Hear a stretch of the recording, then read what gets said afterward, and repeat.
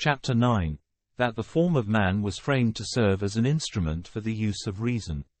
Now since our Maker has bestowed upon our formation a certain godlike grace, by implanting in his image the likeness of his own excellences, for this reason he gave, of his bounty, his other good gifts to human nature.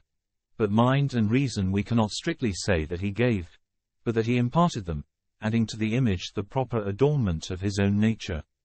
Now since the mind is a thing intelligible and incorporeal, its grace would have been incommunicable and isolated, if its motion were not manifested by some contrivance. For this cause there was still need of this instrumental organization, that it might, like a plectrum, touch the vocal organs and indicate by the quality of the notes struck, the motion within. And as some skilled musician, who may have been deprived by some affection of his own voice, and yet wished to make his skill known, might make melody with voices of others, and publish his art by the aid of flutes or of the lyre, so also the human mind, being a discoverer of all sorts of conceptions, seeing that it is unable, by the mere soul, to reveal to those who hear by bodily senses the motions of its understanding, touches, like some skilful composer, these animated instruments, and makes known its hidden thoughts by means of the sound produced upon them. Now the music of the human instrument is a sort of compound of flute and lyre, sounding together in combination as in a concerted piece of music.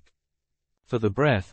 as it is forced up from the air-receiving vessels through the windpipe, when the speaker's impulse to utterance attunes the harmony to sound, and as it strikes against the internal protuberances which divide this flute-like passage in a circular arrangement, imitates in a way the sound uttered through a flute, being driven round and round by the membranous projections. But the palate receives the sound from below in its own concavity, and dividing the sound by the two passages that extend to the nostrils,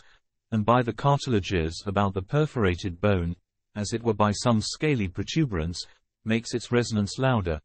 while the cheek, the tongue, the mechanism of the pharynx by which the chin is relaxed when drawn in, and tightened when extended to a point, all these in many different ways answer to the motion of the plectrum upon the strings, varying very quickly, as occasion requires, the arrangement of the tones,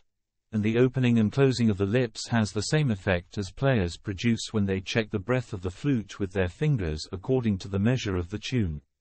If you enjoyed this talk, consider subscribing to this channel and click on the notification bell, then you will know when new content is added to this playlist.